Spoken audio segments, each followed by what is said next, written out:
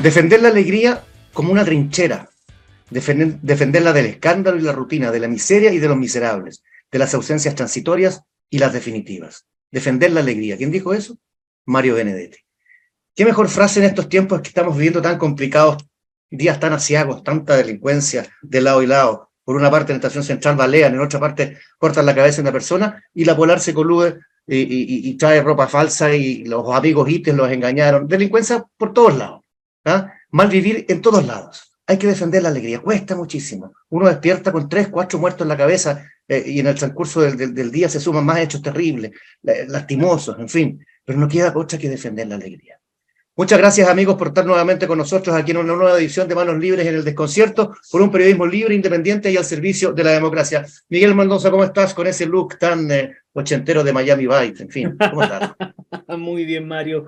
Muchas gracias y tenemos una excelente invitada en este lindo y pequeño programa. Humilde programa. Nunca hemos sido humildes, somos chicos, pero no humildes. Sí. No, estamos con Camila Miranda, del Partido Comunes, activista feminista, perteneciente al Frente Amplio, por cierto, que está en el gobierno, vamos a hablar de eso, por cierto, también, presidenta de la Fundación Nodo 21, ¿verdad? Egresada de Derecho a la Universidad de Chile, tiene postítulos en estudios de género y en filosofía política, también en la Chile, y también en metodologías de análisis para el trabajo de ciencias sociales de la Academia de Humanismo Cristiano, le interesa el sistema educativo, es hija de un académico por lo demás, algo tiene que haber de eso ahí, tiene una guitarra detrás de ella, algo puede tocar, en una de esas tenemos alguien que lo hace. Vamos a tocar un tema. Las bases de la educación sexista también le interesan, los debates feministas como acción política, la cuestión de la reproducción social, el cuidado, los cuidados, ¿no? Pocas personas están preocupadas de los cuidados y los derechos del ciudadano. Camila, muy bienvenida a Manos Libres aquí en el Desconcierto. ¿Cómo estás? Muchas gracias por estar con nosotros. Muchas gracias, hola Mario, Miguel, y a quienes nos escuchen. Muy contenta de estar acá en este espacio grato de conversación. Vengo un día bien ajetreado, les cuento desde ya, en este de ser candidato uno va de Puente Alto a Santiago, Santiago a Quinta Normal La Florida, entonces me ando moviendo activamente, así que sentarse, conversar, también viene bien en estos días bien movidos. Omití decir que eres candidata constituyente en esta oportunidad, por supuesto. Y vamos con eso precisamente, Camila. Tú estuviste en las conversaciones de las bases constitucionales, ¿cierto? En aquello de los bordes, los balcones, los ángulos, no sé cómo mucha gente lo definió de manera peyorativa en un momento. Después del fracaso de la primera convención, de la convención, digamos, ¿qué garantías tú crees que existen ahora para que no fracase nuevamente? Tú estuviste en esa conversación, esos diálogos con todos los bloques políticos, tú eres del Frente Amplio, estuviste hasta con la derecha. ¿Qué te hace pensar a ti que ahora podría funcionar un nuevo texto constitucional? Bueno, lo primero, no estuve en la negociación con la derecha, de la que formé parte, es la discusión programática del oficialismo sobre el marco de consensos para ir a la discusión constitucional. Y bueno, también participé de los diálogos para estructurar el proceso y defendí activamente que fuera 100% electo. Perdimos esa posición. Y en la pregunta que tú haces me parece importante partir del diagnóstico, o sea, de por qué fracasa la Convención Constitucional. Creo que es muy importante para preguntarse cómo a este proceso le puede ir bien y cuáles son también los riesgos que experimenta. Para mí algo fundamental del proceso anterior tiene que ver con, primero, señalar que hay una desconexión. Es un proceso que parte con mucho apoyo social, como también parte de la transformación de una revuelta social del 2019, y que también genera expectativa en un órgano en el sentido de ojalá tener políticos y políticas diferentes, por eso hay unas reglas distintas, también se escogieron a otras personas, pero también el trabajo mismo del diseño constitucional significó, a mi parecer, un distanciamiento muy grande de lo que estaba pasando en Chile, que no era el mismo Chile de 2019 en el sentido de que tuvimos una pandemia, de que estábamos experimentando situaciones complejas, y en ese sentido, a mi parecer, dejó de estar en el foco, en el centro de la conversación y en el diálogo de ese órgano con la ciudadanía, los malestares centrales, que son muy básicos, que tienen que ver cómo resolver el problema de la salud, cómo resolver que no nos endeudemos más por estudiar, que tiene que ver con certezas básicas y esenciales. Entonces yo creo que es un problema de desconexión profundos. Para mí el problema no tiene que ver ni siquiera porque fuera muy extensa o muy profunda en algunas materias, sino que por el ejercicio de desconexión. Y en ese sentido yo tengo preocupaciones del nuevo proceso, porque también puede producirse otra desconexión, como el diseño de exclusivamente de participación de los partidos, y hay poca participación ciudadana, también puede correr el riesgo de desconectarse por otro lado.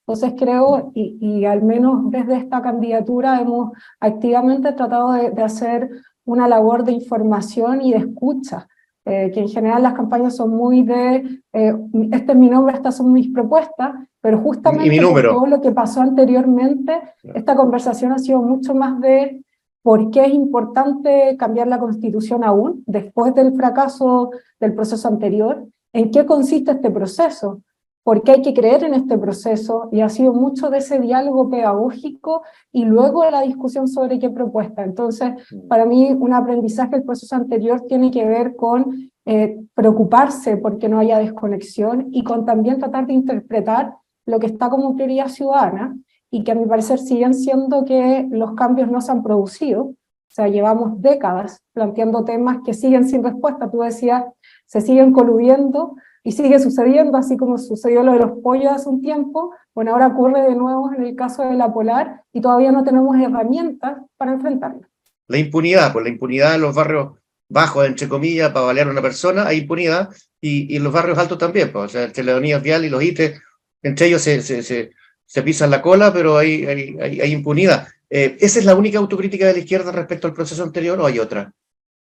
Yo creo que se pueden hacer muchas. Creo que hay dimensiones, justamente como había una expectativa de que fuera un espacio político diferente, y rápidamente para las personas se percibió como una institucionalidad más que replicaba prácticas que generaban malestar, como lo que pasa en el Congreso hoy día, que hay más espectáculo a veces que diálogo para llegar a dar respuestas concretas a la ciudadanía. Y en algunos casos eso le hizo harto daño a la Convención Constitucional. Creo que eran casos sobre todo aislados, pero también que le hicieron harto daño al proceso porque había una gran expectativa de que fuera diferente, de que no replicara lo que se criticaba de las otras instituciones. Entonces, para mí lo principal tiene que ver con eso, con no haber puesto en el centro de la conversación, del debate, las prioridades ciudadanas, y ahí hubo una desconexión que cuando se levantó la cabeza ya era demasiado tarde, y que ya no se trataba solo de una discusión de contenido, sino que el proceso mismo ya había dado señales a la ciudadanía de preocupación. Así es, estamos en manos libres aquí en El Desconcierto por un periodismo libre, independiente y al servicio de la democracia. Estamos acompañados de agencias WOW. Camila, ¿tienes algo que decir? Estás aquí porque tienes algo que decir. Si tienes algo que decir en las redes sociales, te recomendamos agencias WOW, W-O-W. Estrategias digitales múltiples. Visítanos en www.agenciawow.cl. Miguel Mendoza. Mira, Camila, claro, una autocrítica que se ve del lado de la izquierda y más que nada de Prodignidad, pero veamos el proceso anterior donde hubo una trinchera, porque en la izquierda, hay que decir, en las izquierdas, porque hay muchas izquierdas en el proceso anterior, estaba trincherada, y obviamente la derecha estaba casi en una mínima expresión, no tenía ni siquiera derecho a veto. Entonces, ¿qué va a pasar en este proceso? ¿Va a haber nuevamente estar en trincheras políticas o va a haber un tipo de entendimiento? Porque, digámoslo, una constitución no va a estar, nadie va a estar conforme o no, nadie va a estar feliz. Hay que ceder y hay que ceder, hay que dar un poco de esto. Entonces, ¿qué piensas de eso? ¿Van a estar en las trincheras o van a ver el comportamiento de las elecciones después del 7 de mayo? A ver, yo creo que el indicador de un buen resultado tiene que ver con producir una constitución que sirva.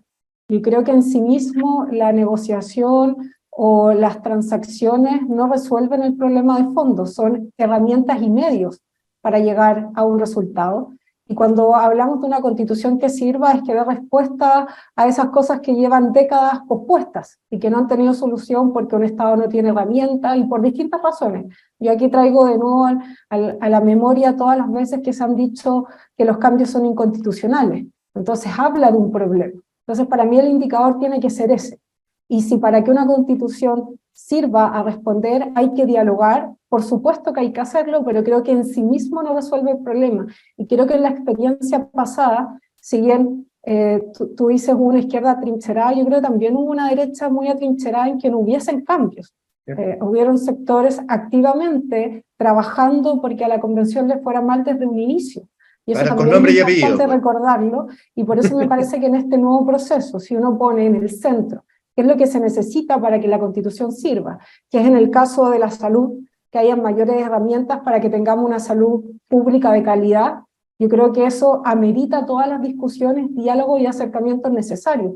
Pero creo que tiene que ser en virtud de objetivos y no como un fin en sí mismo, porque también un debate constitucional, tú lo dices, no es que todo el mundo quede conforme, pero como tiene que ser un ámbito en el cual todos encontremos que tenemos mejores herramientas y nos podemos identificar, tiene que estar medido por esos elementos. Y yo creo que las últimas décadas han dejado claro cuáles son puntos sustantivos y con los cuales podemos decir, bueno, esta Constitución nos va a permitir resolver problemas, o no, o es un cambio institucional y textual.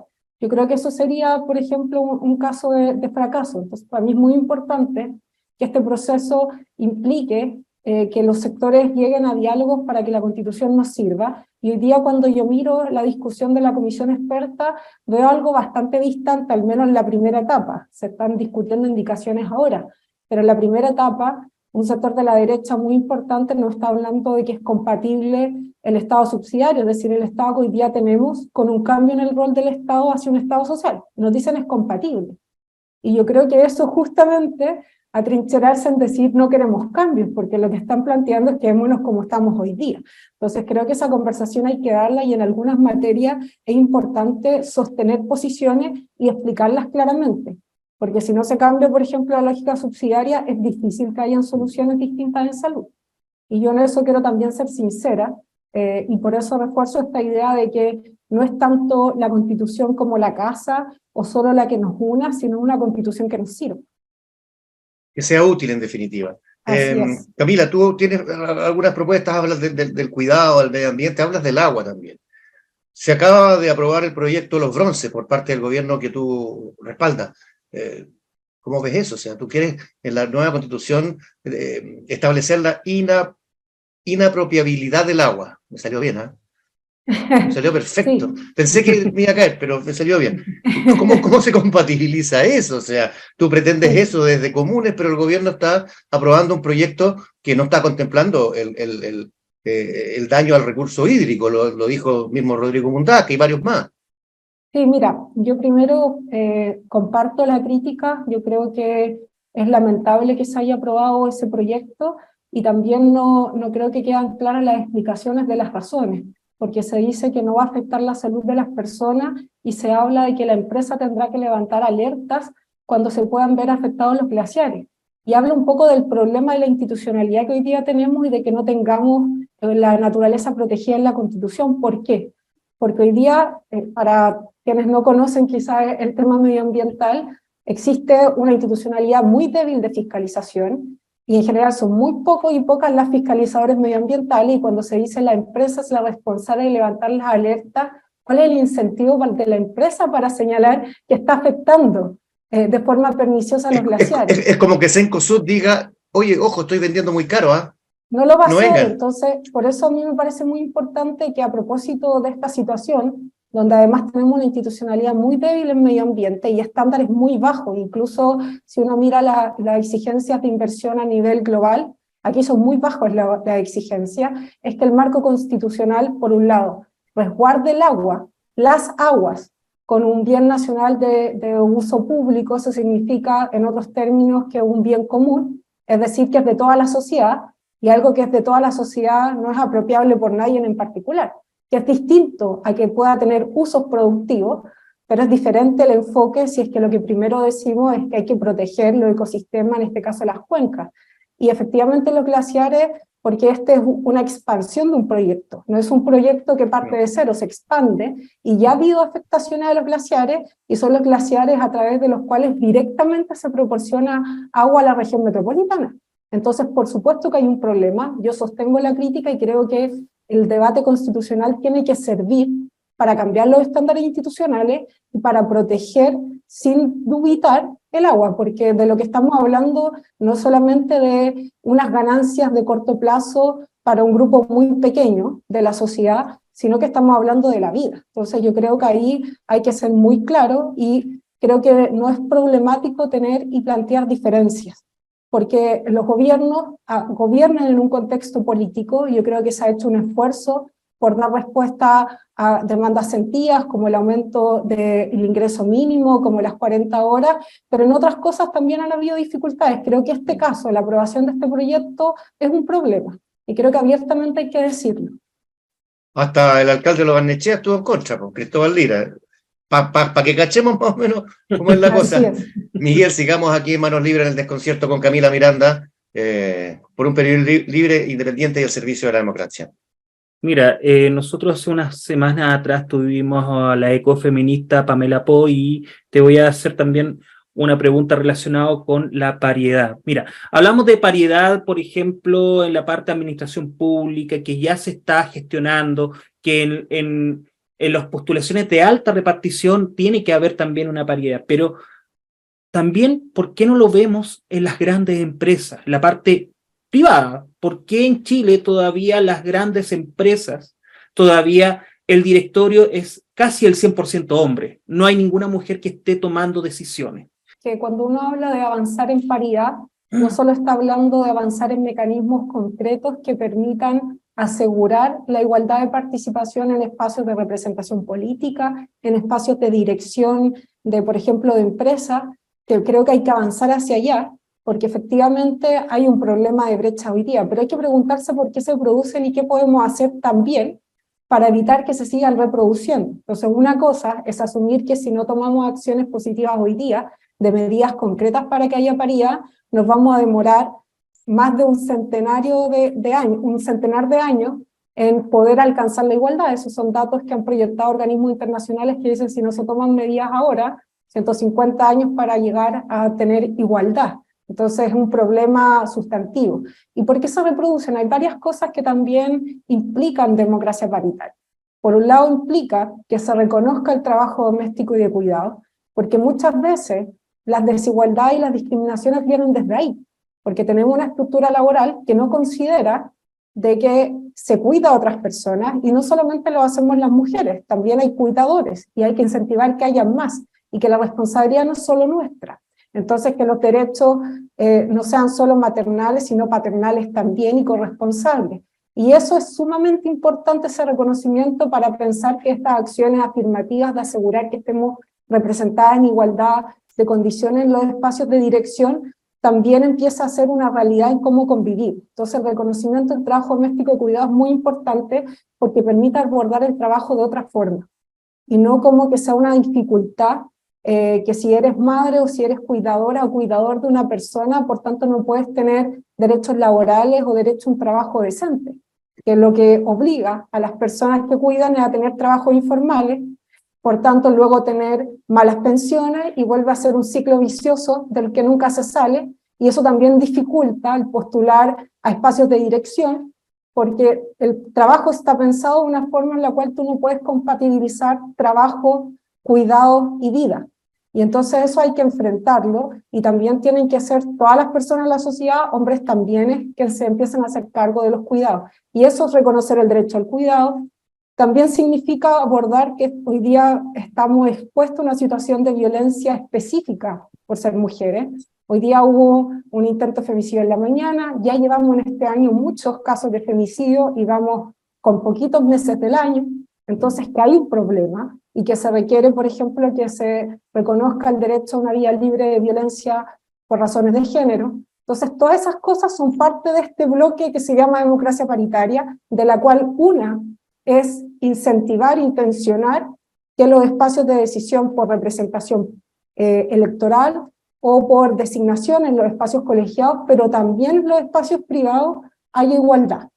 De hecho, se está tramitando hace un rato un proyecto de ley donde se le exigen unas cuotas a las empresas para que haya más directoras mujeres, que es un estándar que ya está ocurriendo en varios otros países y que ha tenido buenos resultados, porque parte de la base de reconocer que el problema no es de capacidades, sino el problema es de que no se ha podido comprender primero cuáles son las dificultades y los límites, las barreras que no permiten que las mujeres accedamos a esos espacios de dirección y que cuando accedemos nos mantengamos ahí, y que tiene que ver con una sociedad que solo nos responsabiliza a nosotras de los cuidados. Entonces, cuando hablamos de democracia paritaria, hablamos de varias partes de la Constitución que son necesarias para avanzar.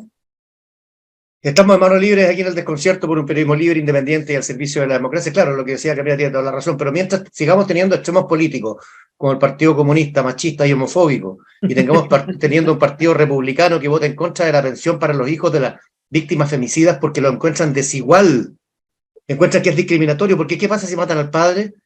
Bueno, aprueba esto primero, si queréis lucha por lo otro, levanta argumentos, genera contenido, lleva testimonios, júntate. En fin, el Partido Republicano y el Partido Comunista, yo creo que hay que ponerle mute un ratito. Camila, no, eso es censurar, yo soy defensor de la libre expresión, pero bueno, hay cosas que queman la cabeza a ratos, ¿no? De lado y lado. Vamos a tus propuestas, pues me gustaría escuchar tus propuestas puntuales en 2 minutos, incluyendo ojalá seguridad, inmigración, que fue lo que le cambió la agenda al gobierno, a tu gobierno. Parto por la primera. Creo que es muy importante que esta Constitución logre que haya un cambio en el rol del Estado. Y esto no es solo un titular de subsidiario a Estado social, sino que tiene implicancias muy concretas. Hoy día, en ámbitos tan esenciales como la salud y la educación, si no tenemos los recursos suficientes, tenemos que acudir a las deudas, tenemos que acudir a hipotecar lo que tengamos, tenemos que acudir, si no, a la caridad. Y eso, a mi parecer, habla de una inmoralidad en el sistema social que hoy día tenemos, y por eso es muy importante que haya un Estado social y que esos ámbitos básicos de la vida de cualquier persona estén garantizados. Que no tiene que ver con que uno después no pueda definir prestadores, ir al público, al privado, pero tiene que ver con darse cuenta que hoy día la salud pública no tiene los recursos suficientes y que el Estado tiene una obligación de garantizarle a todas las personas una salud de calidad. Entonces eso es muy importante en el cambio del rol del Estado, y por eso yo me la juego por un Estado social y democrático de derecho con todas sus letras, que es incompatible con la subsidiariedad, que sería mantener las cosas como están. En segundo lugar, en materia de seguridad, y creo que en esto también hay que ser transparente a la ciudadanía, hay cosas que la Constitución puede habilitar y otras que no son materia constitucional y que tienen que ver con políticas públicas, decisiones legislativas y que son más contextuales. Pero las cosas que pueda ayudar la Constitución, a mí me parecen importantes al menos 3 aspectos. Primero, creo que es muy importante avanzar en tener definiciones claras de qué vamos a entender por seguridad, y sobre todo la seguridad interior, que no tiene que ver con la lógica de la defensa del país, que lo ven las Fuerzas Armadas, sino con la seguridad interior del país, que en general es donde actúan los carabineros, en la policía de investigaciones. Una definición clara permitirá que no tengamos que tener solo estados de excepción para tener herramientas de coordinación institucional. Eso me parece muy importante, de que saquemos de la excepcionalidad situaciones que hoy día ocurren y que podamos tener mayor articulación de las fuerzas de orden y seguridad y también de la inteligencia del país. Y esas definiciones podrían ayudar. En segundo lugar, me parece importante que la definición de carabineros incorpore la idea de que sean una fuerza profesional. Y eso no es baladí, no es un término solamente, sino que implica después que hay una exigencia institucional de una formación adecuada y pertinente a los desafíos y a las obligaciones constitucionales que tiene. Hoy día hemos visto que faltan recursos, que falta capacitación y que es muy desigual la formación. Si tú vas a la escuela oficial o las suboficiales, o si saliste recién del primer bloque, que ahora es de 2 años, pero hace un rato eran de 6 meses, 1 año, es sumamente desigual la formación. Y un carabinero, déjame interrumpirte, un carabinero de la calle gana 626.000 pesos, ¿te parece digno eso? Y en condiciones laborales sumamente desiguales. Entonces, fuerza profesional, y yo creo que tiene que ser una institución mucho más democrática, porque son todas personas que están expuestas por las obligaciones que cumplen y la vocación que también tienen. Entonces eso me parece importante en términos de definición. Y una tercera que tiene que ver con la justicia. Y ahí creo que hay al menos 3 dimensiones que pueden colaborar con la situación de seguridad. Lo primero es un tribunal de ejecución de penas. Hoy día, para que quienes no conocen los procedimientos, hay un juez que condena y luego esta persona pasa, si está detenida y condenada, a un centro penitenciario donde depende de Gendarmería.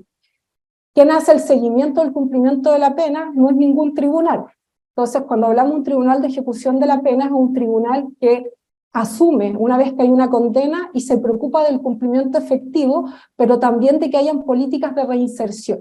Yo creo que eso es muy importante para que pensamos que no se siga reproduciendo el ciclo delictual. Y la otra tiene que ver con mayores atribuciones de la Fiscalía, del Ministerio Público, y la tercera de acceso de calidad a la justicia. Yo creo que la sensación de impunidad que se empieza a normalizar en la ciudadanía no ayuda efectivamente a reforzar los lazos de convivencia, sino una desconfianza muy grande en la institución. Entonces, al menos creo que esas dimensiones en una discusión constitucional podrían colaborar con la situación de seguridad y reforzando que muchas de las medidas más urgentes dependen de decisiones políticas y legislativas y no de la Constitución, pero esa nos puede dar herramientas. Y bueno, varias otras propuestas se las planteé a propósito de la respuesta de la paridad, que me parece muy importante que nuestros derechos estén ahí al centro, porque eso va a permitir ir pensando una sociedad más igualitaria, y eso es necesario para las relaciones entre todos, para tener trabajos decentes, para tener mejores cuidados de las personas que requieren cuidado. Y en medio ambiente yo creo que necesitamos una constitución que podamos decir que es una constitución ecológica, no solamente porque tenga el título explícito, sino porque no nos solo, dé herramientas para es que enfrentar la crisis climática. no solo decirlo, sino que ejecutarlo. Tu gobierno se cayó fuertemente en eso. Miguel. Mira, una de las propuestas mira, simple, pensiones. Eso es algo que es siempre el dolor de cabeza de todos los gobiernos, pero pensiones porque, a ver, esta constitución, ojalá, a ver, se puede mantener, por lo menos va a servir durante los primeros 40 años. Más o menos eso puede durar una constitución bien hecha para los próximos 40 años. Pero las pensiones, ¿qué propuestas tienes tú para las pensiones de los chilenos?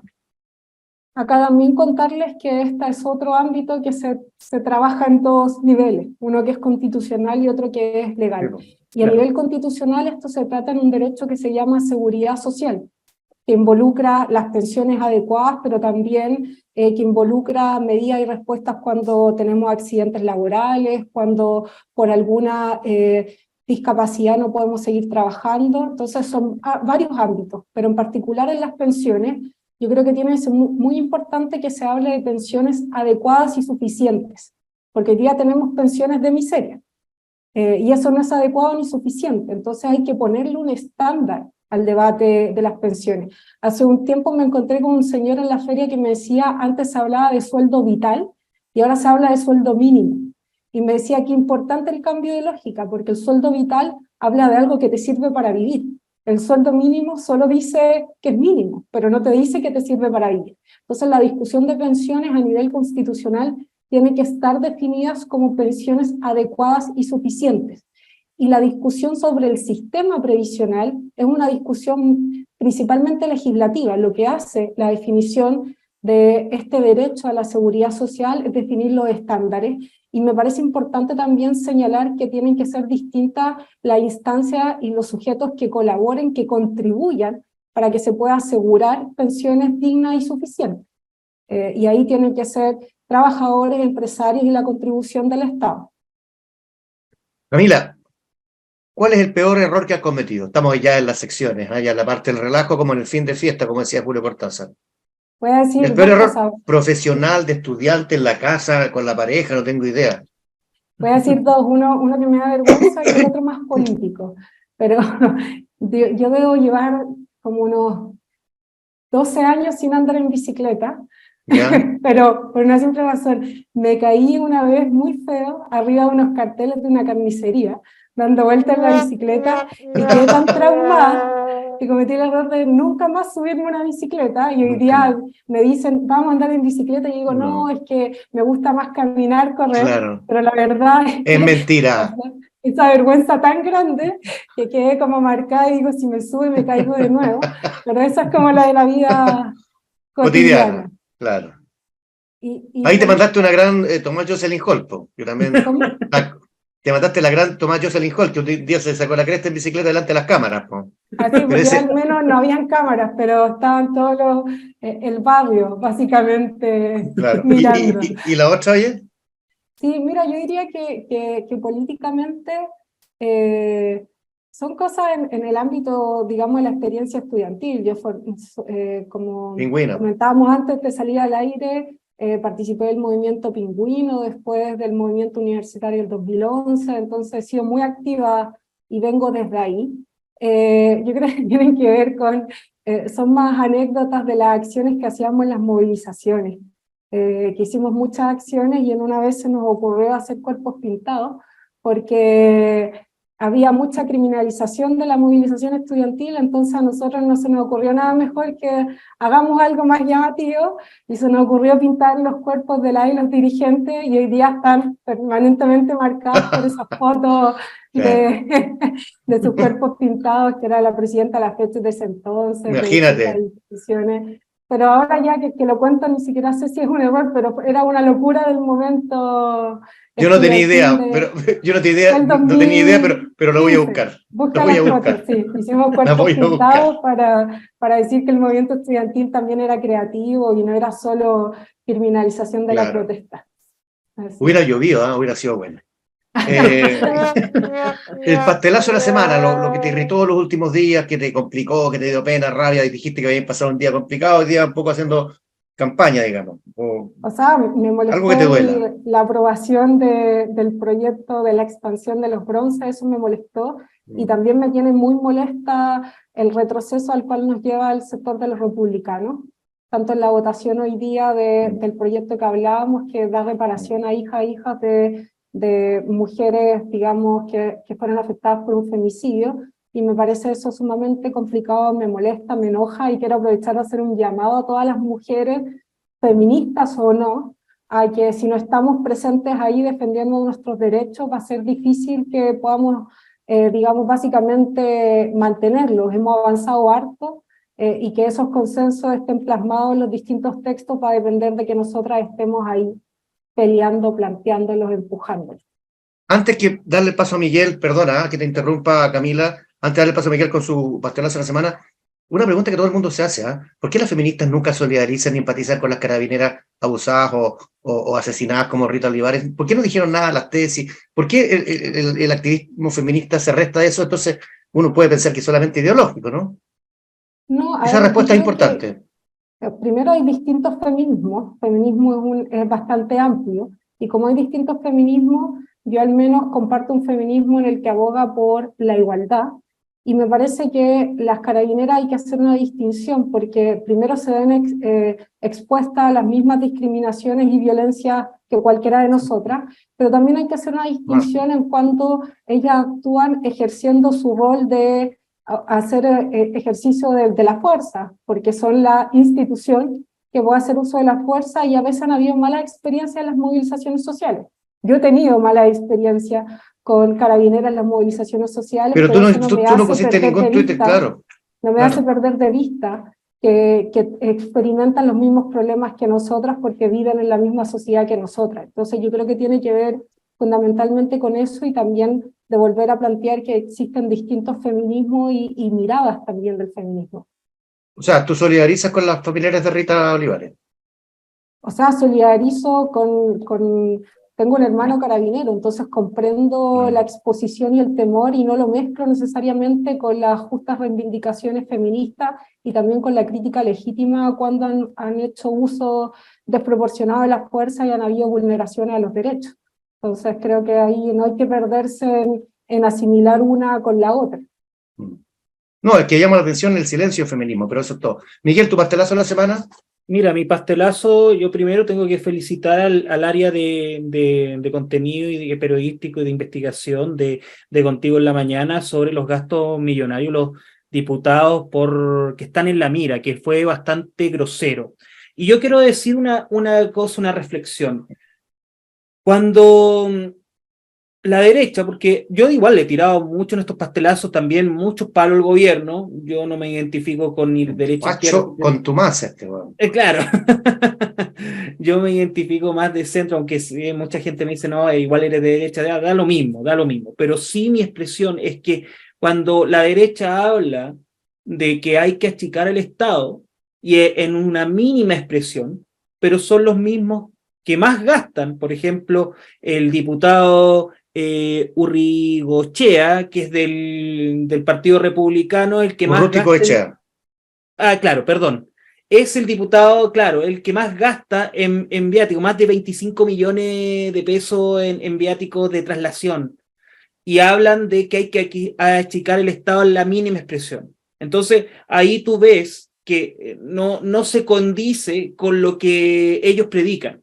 Entonces, yo creo que hay que mostrar bastantes señales éticas para esto. Esto no puede ser que hablen, es como el padre Gatica, predican pero no practican. Entonces, por eso yo quiero decir que por favor, sean más consecuentes con lo que dicen. Y nos dicen que no, que hay que modernizar el Estado, no hay que gastar, hay mucho operador político, que aquí y allá, y se vieron que también habían fundaciones que eran de la derecha, especialmente la Fundación Jaime Guzmán, recibían asesorías del Congreso. Entonces, seamos serios, por favor. Eso.